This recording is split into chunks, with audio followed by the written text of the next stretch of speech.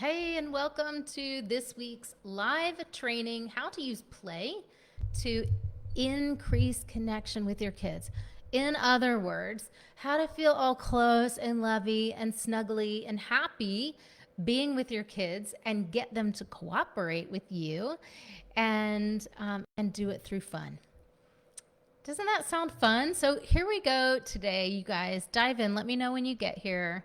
And we're just going to start with a general description so that you can listen and see where you fall on the spectrum between playful, fun, lighthearted, and serious, not fun, inflexible, controlling. And I want you to listen and kind of put yourself on that scale and let's see where you land. So, first, to just kind of share what playfulness is, in my view. Now, I speak to a lot of women. As you guys know, I offer a free clarity call to anybody who's struggling in motherhood with feeling stressed out, overwhelmed, not lacking confidence in themselves as a mom that wants to get to the other side of that. And we find out if I can help them get there.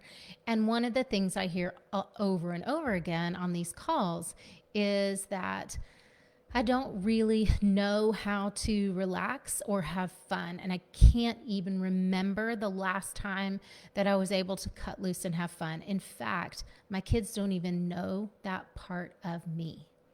And there's a lot of sadness and a lot of heartache around that for a lot of moms. So if this is you, then listen up, because today's talk is for you. So just beginning with this piece of like, what is playfulness? So playfulness is the ability to be silly. It's the ability to be creative, spontaneous. I do funny voices with my kids all the time. That's one of my favorite ways to make them laugh or roll their eyes at me. I'd still feel like I'm winning if I get the eye roll. How to have a good time, how to be light, how to stay light even when someone else in the room is not very light and breezy. It's about being able to set the tone with your lightheartedness and your playfulness so that when you need cooperation, so that when your kids need attention, so that when you need to step away and have some quiet or some alone time, it is given. It is granted.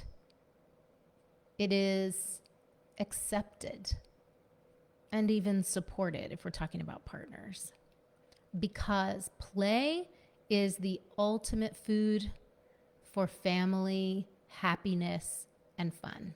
Okay, so if you're listening to this, you're thinking, but I've never been good at play. I've always been anxious. My parents were anxious. Nobody played with me. I don't even know how to do that. Then that's okay. This is for you too. You're going to learn something about how play looks or feels, or what your barriers are to it, where you get stuck or stopped, where your wall is when it comes to thinking of loosening up in this way. Okay, so click the like so I know you're here when you join me, and let me know where you're listening from. I want to know how to help you better. So thank you for leaving me comments, and thank you for explaining how this information is landing for you, or what makes sense, or maybe what you'd like to hear more of. I love to know how to help you and how to support you.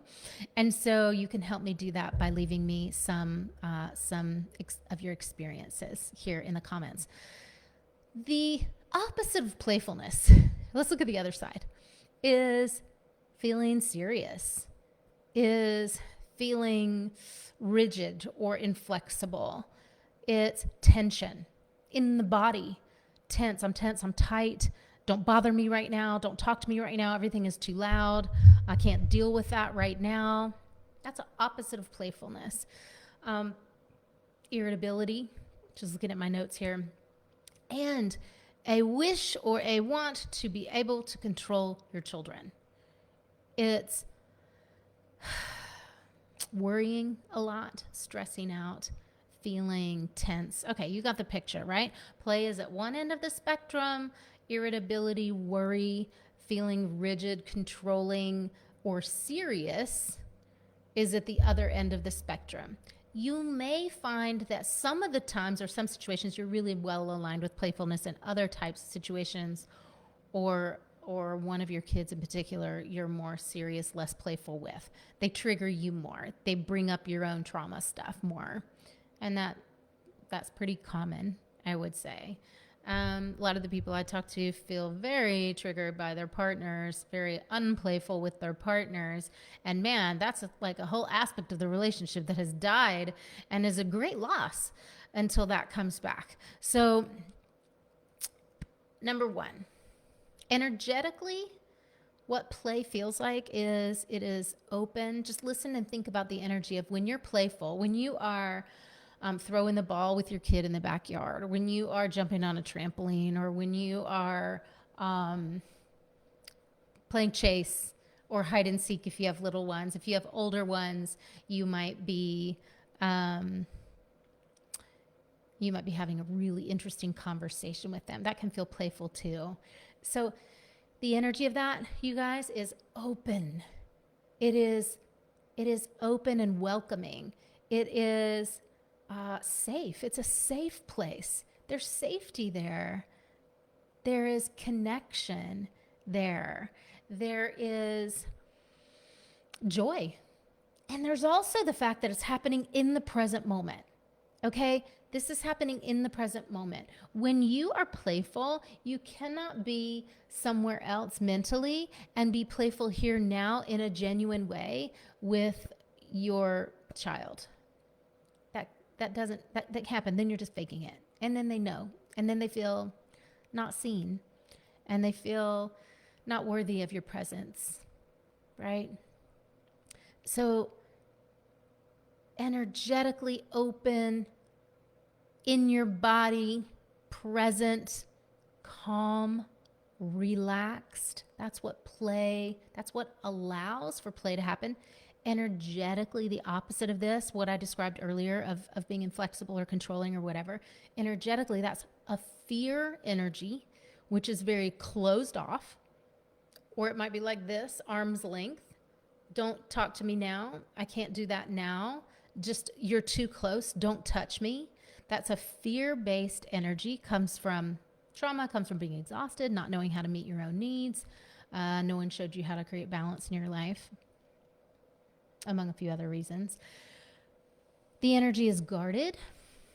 It's heavy in the body. Maybe literally you've gained 20 pounds, even 5 pounds if you're small is a lot.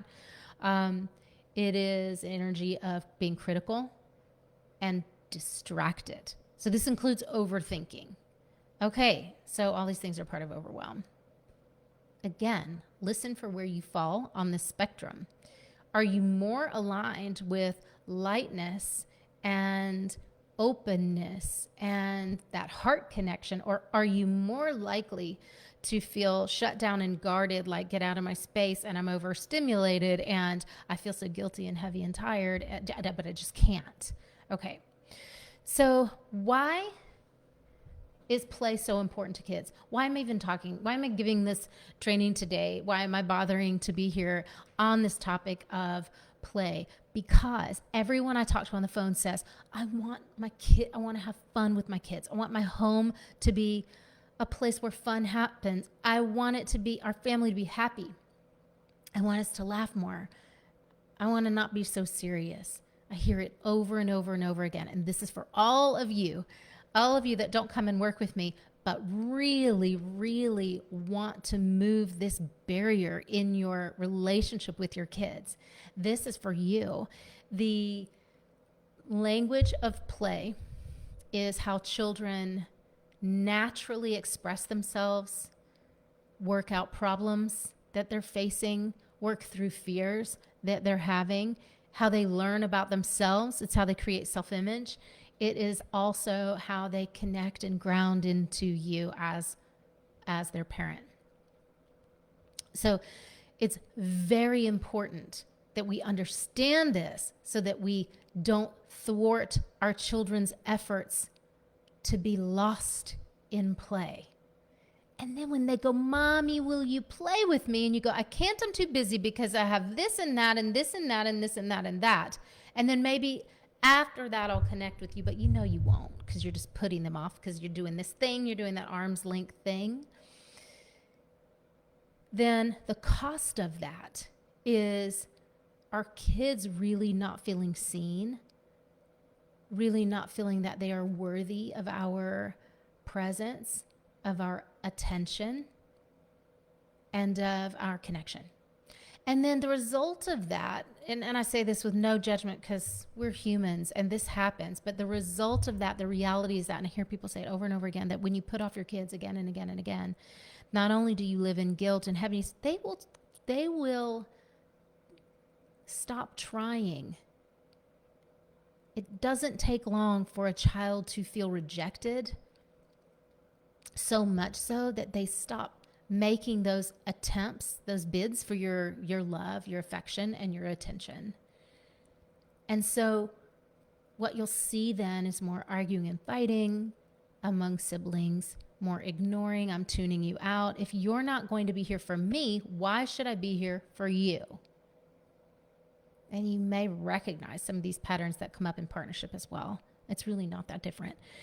So being playful cannot be forced or faked. I mean, you can literally fake play, but your child is going to know and they're going to feel it, and you're not going to get very far with having that genuine respect and putting love in their love bank.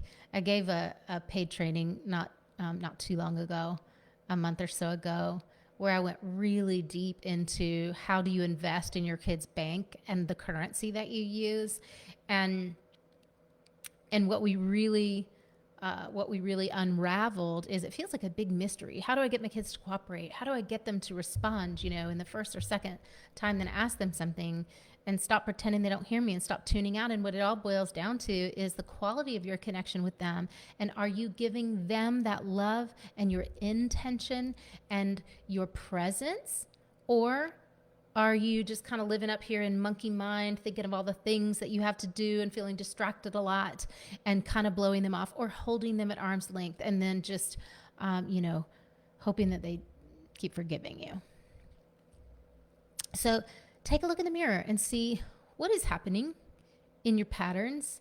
What is happening when your kids ask for your attention? What's happening when they ask to play with you? And what's your feeling? What's your felt sense that you have? What's the barrier? What's the that resistance that comes up? What's that about? It's an unmet need that you have. And if you come to work with me, I'll help you change that and transform that so that it doesn't happen anymore. But just do a little exploring on your own now. Play is natural. It is organic. It is creative. So it can't be controlled.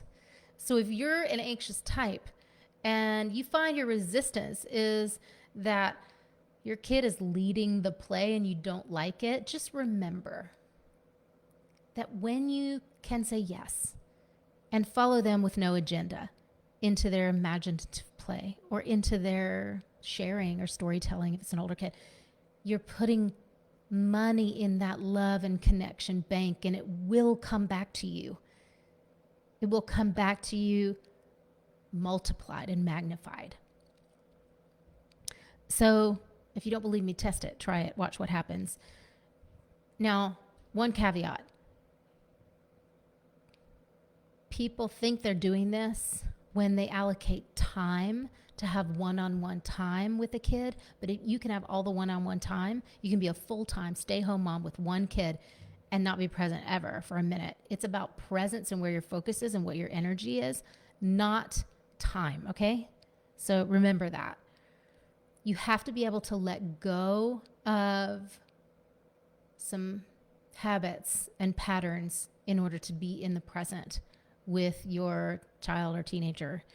And so to access that part of you that knows how to let go of control, that knows how to relax, that knows how to be calm, that knows how to enjoy the present moment and creating some magic, even if you're just wandering through nature, that's one of my favorite forms of play with my kids, lying on the grass, like looking and listening to the birds. I think these are fantastic forms of play, depending on the ages of your kids.